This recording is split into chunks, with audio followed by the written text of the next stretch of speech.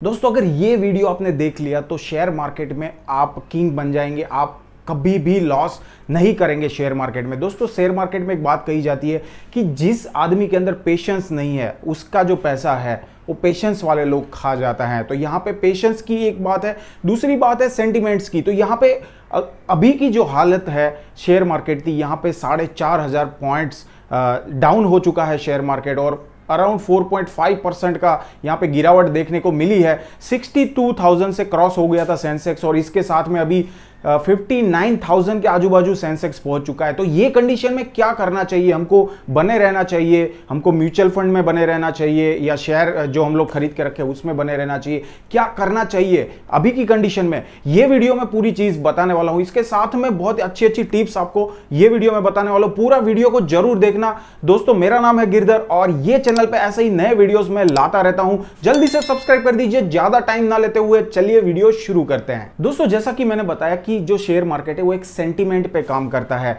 यहां पे जो रियल प्राइस होती है, अप डाउन की जो प्राइस होती है, वो सारी सेंटीमेंट के ऊपर बाजार में जो उसके कस्टमर्स है उसके सेंटीमेंट पर डिपेंड करती है। तो यहां पे एक एग्जांपल लेते हैं, जैसे टाटा का कोई शेयर है, टाटा मोटर्स का एक शेयर है। अभी उस टाटा मोटर ने अभी एक यहां पे अनाउंसमेंट किया कि यहाँ पे हम लोग अभी ईवी बेस्ड जो हमारे मोटर व्हीकल्स है, इलेक्ट्रिक व्हीकल्स, उसको लॉन्च करने की तैयारी कर रहे हैं और उसकी डिज़ाइन भी रेडी है और यह फर्स्ट मॉडल भी आ चुका। तो वो जो न्यूज़ निकल के आई है उसके चलते जो सेंटीमेंट क्रिएट होंगे, जितने भी हमारे इन्वेस्टर्स है उसमें एक सेंटीमेंट क्रिएट होगा और वो सेंटीमेंट की एक लाइफ होती है। तो जब तक ये सेंटीमेंट की असर रहेगी वहां पे वो शेयर की वैल्यू बढ़ती हुई नजर आएगी। बट दोस्तों क्या होता है कि एक टाइम के बाद जब बहुत ज्यादा शेयर बढ़ जाता है, मतलब कि जो कंपनी है वो कंपनी की जो रियल प्राइस है वो रियल प्राइस के ऊपर उतने कितने शेयर मार्केट में लॉन्च किए हैं, तो उसके हिसाब से जो पर शेयर की जो वैल्यू आती है, अगर वो वैल्यू से यहाँ पे अगर शेयर का जो प्राइस है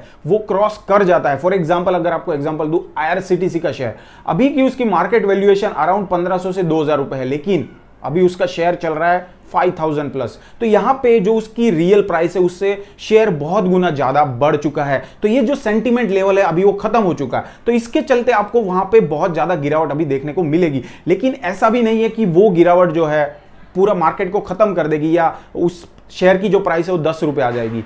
तो यहां पे चीज यही होती है कि जब कोई चीज बढ़ती है वो अपने आप को करेक्ट करती है, ठीक है, उसकी जो प्राइस है उसको करेक्ट करती है और उसके बाद फिर बढ़ने लगती है। तो यही जो ग्राफ है वो चलता रहता है शेयर मार्केट में। आप 15 साल 20 साल का पूरा हिस्ट्री, पूरा रिकॉर्ड उठा के आप देख सकते हैं, यही चीज होती है। तो यहां पे आप देखेंगे कि जो शेयर मार्केट है उसने बहुत ही तगड़ा रिटर्न दिया है। पिछले 1 साल या 2 साल का अगर एवरेज निकाले तो अराउंड 100 प्लस का रिटर्न यहाँ पे सभी शेयरों ने, सभी म्यूचुअल फंड ने दिया हुआ है। तो अभी ये एक टाइम आया है जब ये जो गुब्बारा बड़ा हुआ है वो फूटेगा।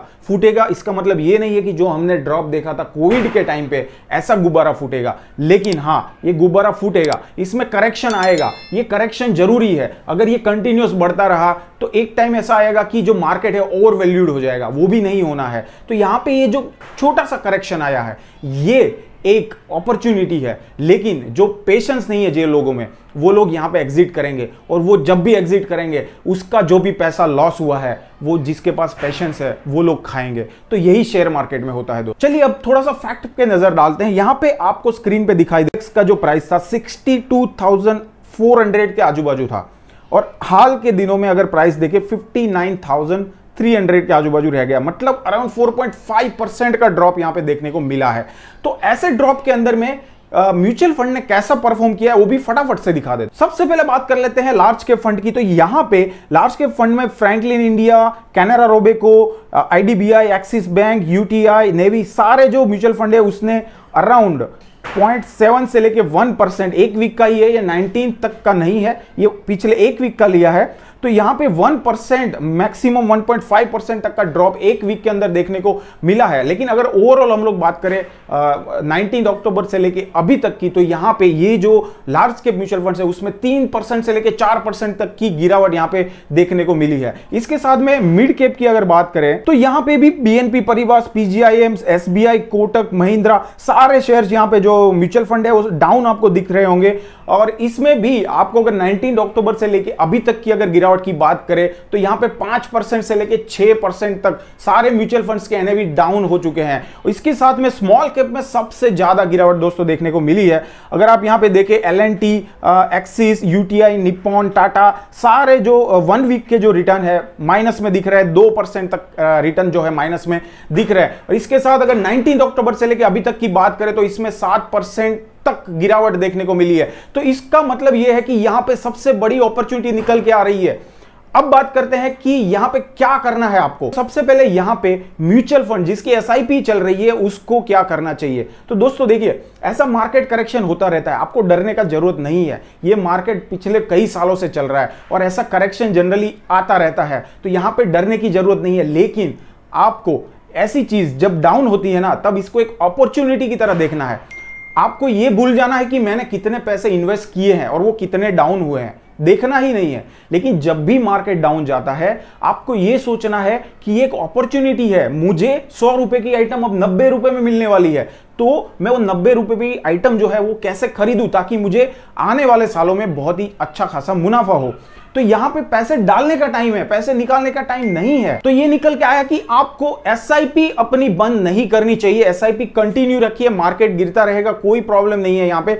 दूसरा, अब लमसम कैसे करें, लमसम करने का टाइम कब है और कितना लमसम करना चाहिए। तो दोस्तों देखिए, जब भी मार्केट 1% से लेकर 2% तक गिरता है, आपको अराउंड जो है यहां पे 40-50 हजार रुपए का इन्वेस्टमेंट कर देना चाहिए। और इसके बाद भी अगर आप थोड़ा वेट करेंगे और देखेंगे कि मार्केट और 2-3% गिर गया, जैसे अभी के हालात हैं, पहले 1.5-2% गिरा था, अभी और 2-3% गिर गया, तो यहां पे एक अच्छी अपॉर्चुनिटी निकल के आ रही है। आपको और 50,000 रुपए जो है यहां पे आपको लमसम में इन्वेस्ट कर देने चाहिए अगर आपके पास पैसे पड़े हैं तो। और एक अच्छा सजेशन देना चाहता हूं कि ऐसी जो कंडीशन है ना, बहुत ही कम देखने को मिलती है जब मार्केट 4 से 5% तक डाउन चला जाता है। तो ये कंडीशन में अगर आपके पास कुछ ऐसे पैसे पड़े हैं जो आपके फिक्स डिपॉजिट में है, या आपके बैंक अकाउंट में ऐसे ही पड़े हैं, या आपने किसी को दिए हैं और वो आपको मिले हैं, आपके घर के अंदर पड़े हुए हैं पैसे, या फिर कोई आपका इमरजेंसी फंड पड़ा हुआ है, तो ऐसे जो पैसे, और एक अगर आपने कोई लिक्विड फंड के अंदर कुछ पैसा इन्वेस्ट करके रखा है, इमीडिएटली जब भी ऐसा मार्केट का कंडीशन आता है, ऐसा 4 से 5% का गिरावट हमको यहां पे देखने को मिलता है, आपको क्या करना चाहिए, सारा पैसा जो है धीरे धीरे करके लमसम करना चाहिए। इसके अंदर आपको अलग से नया पैसा जुटाने की जरूरत नहीं है, आपके पास जो पैसा पड़ा है उसी को आप यहां पे लमसम कर दीजिए।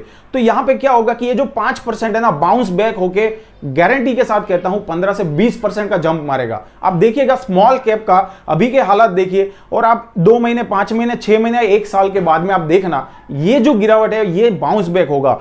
मार्केट जनरली बाउंस बैक बहुत तगड़ी तरीके से मारता है। अगर आपने कोविड टाइम पे देखा होगा मार्केट का कंडीशन क्या था और अभी का क्या कंडीशन है, ऑलमोस्ट 2.5 टाइम्स मार्केट यहां पे बाउंस बैक कर चुका है। अब बात करते हैं कि म्यूचुअल फंड में अगर आपको निकलना चाहते हैं तो कब निकलना है और कैसे म्यूचुअल फंड से निकलना है। तो दोस्तों यहां पे आप देखेंगे, अगर आपका म्यूचुअल फंड का रिटर्न आप अभी एक बार देख लीजिए, वो रिटर्न अगर उसका जो कैटेगरी का एवरेज है, कैटेगरी एवरेज अगर मानो 4% डाउन हुआ है और अगर आपका म्यूचुअल फंड 6% डाउन हुआ है, तो सोचने वाली बात है कि यह म्यूचुअल फंड अच्छा परफॉर्म नहीं कर रहा है।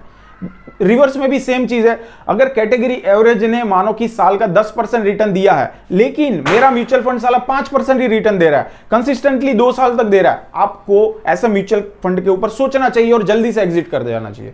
सिंपल सी चीज है। तो अभी ये मार्केट कंडीशन आई है, अभी आपको देखना है, आपका पोर्टफोलियो देख लीजिए, आपका पोर्टफोलियो में आपके जो जितने भी म्यूचुअल फंड से पिछले 6 महीने 1 साल का रिटर्न देख लीजिए और कैटेगरी एवरेज का रिटर्न देखिए। अगर लार्ज कैप फंड है तो लार्ज कैप फंड के कैटेगरी एवरेज का रिटर्न कितना है। अगर वो रिटर्न से मेरा रिटर्न कम आ रहा है, ज्यादा कम है, 1-2% ठीक है, लेकिन ज्यादा कम दिखा रहा है, आपको जल्दी से एग्जिट करना चाहिए और ऐसे म्यूचुअल फंड में डालना चाहिए जिसका कैटेगरी एवरेज को बीट कर रहा है। यहां पे अब बात करते हैं शेयर्स की। तो शेयर्स में भाई बहुत बहुत रिस्क है। क्यों रिस्क है? क्योंकि शेयर सिंपल चीज नहीं है कि मैंने कोई कंपनी के बारे में पढ़ा और मैंने उसमें पैसा डाल दिया। कंपनी को, कोई स्क्रिप्ट को या शेयर को, उसको बहुत डिटेल में आपको जानना पड़ता है कि उसने कंसिस्टेंटली 3 साल, 5 साल या 10 साल में कैसा मुनाफा लोगों को दिया हुआ है, कंपनी ने कितना प्रॉफिट बुक किया है, उसका रेवेन्यू शेयर कितना है, उसका कैश फ्लो कितना है, सारी चीजें जाननी बहुत जरूरी है। और उसका जो लीडर है वो कैसा है वो भी बहुत मैटर करता है। जैसे रतन टाटा है, अगर वो कोई कंपनी को लीड कर रहे हैं तो यहां पे लोग आंख बंद करके पैसा डालेंगे, तो वो लीडरशिप जो है वो भी यहां पे बहुत जरूरी है। तो कोई भी कंपनी में ऐसे डायरेक्टली पैसा कभी मत डालिए। तो यहां पे सबसे आसान चीज क्या है, वो है म्यूचुअल फंड। क्यों? क्योंकि म्यूचुअल फंड, जो आदमी म्यूचुअल फंड को हैंडल करता है, आप जिसको पैसा दे रहे हैं, वो बहुत एक्सपीरियंस्ड है। उसका यही काम है कि कंपनी को एनालाइज करना और जो अच्छे अच्छे स्टॉक है उसके अंदर पैसा डालना, ताकि वो आपको अच्छा रिटर्न जनरेट करके दे सके। आपके पास उतना टाइम नहीं है तो क्यों डायरेक्टली शेयर में पैसा डाल रहे हैं? बहुत सारी स्क्रिप्ट ऐसी होगी, आप दूसरों के कहने पे पैसा डालोगे और वो स्क्रिप्ट चली जाएगी। तो अभी की कंडीशन में क्या करना है, अभी अगर आपका कोई शेयर बहुत ज्यादा डाउन हुआ है उसको होल्ड करिए, अभी कुछ मत करिए, क्योंकि अभी अगर आप निकल गए तो आपका पूरा पैसा बर्बाद हो जाएगा।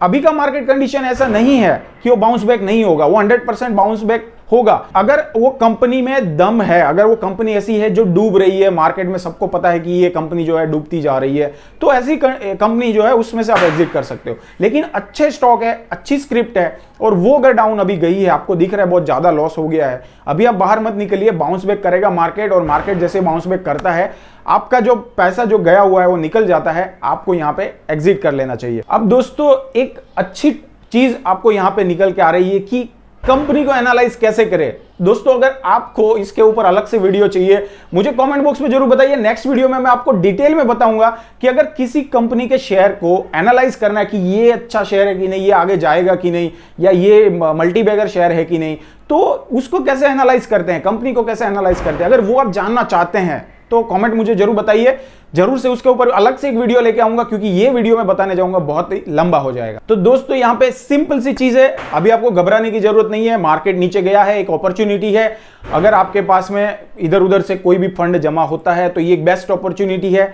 स्मॉल कैप में अगर आप डालेंगे तो आपको ज्यादा बेनिफिट मिलेगा, बाउंस बैक होकर ज्यादा रिटर्न यहां पे मिलने की जो संभावना है वो बढ़ जाती है। क्योंकि स्मॉल कैप में क्या होता है कि अगर 100 रुपए का स्टॉक है तो वो यहां पे आपको 90 रुपए में मिलेगा। अगर लार्ज कैप में जाओगे तो 100 रुपए का शेयर आपको 96 रुपए में मिलेगा।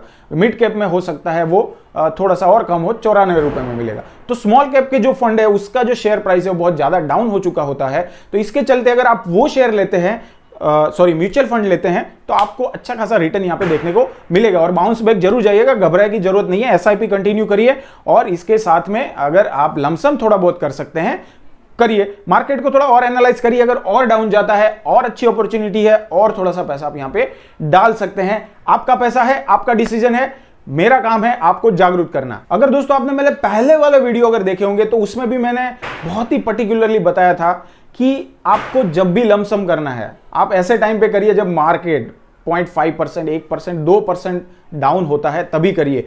एसआईपी के बारे में भी मैंने बताया था कि एसआईपी आप डायरेक्टली एक डेट तक मत करिए, जैसे 5 तारीख को पैसा कटता है कट जाने दो, ऐसे मत करिए। आप 1 से 10 तारीख के बीच में करिए, लेकिन वो डेट को करिए जब मार्केट डाउन जाता है। लेकिन अगर आपकी एसआईपी कंटिन्यू चल रही है तो उसको डिस्टर्ब करने का बिल्कुल जरूरत नहीं है। लेकिन अगर आप लमसम ही ऑलवेज पैसा डालते हैं तो आप ऐसे टाइम पे डालिए जब मार्केट डाउन होता है। आपको 2-4% का प्रॉफिट तो ऐसे ही मिल जाएगा, ओवरऑल जो परसेंटेज है उसके ऊपर में। तो दोस्तों ये वीडियो में बस इतना ही। आशा करता हूं कि आपको बहुत ही अच्छा नॉलेज ये वीडियो में मिला होगा। कुछ भी डाउट है मुझे कमेंट बॉक्स में जरूर बताइए। अगले वीडियो नए नए मजेदार लेके आने वाला हूं। चैनल पे नए तो सब्सक्राइब कर लीजिए, लाइक बटन जरूर दबाइए, और साथ में बेल आइकन दबाना बिल्कुल मत भूलिए, क्योंकि ऐसे ही नए वीडियो जब आते हैं तब आपको पता चलना चाहिए कि हाँ मैंने कुछ अपलोड किया है, और वो चीज बहुत ही इंपॉर्टेंट हो सकती है, आप मिस ना कर दे। चलिए दोस्तों मिलता हूं अगले वीडियो में, तब तक bye bye, take care and जय हिंद।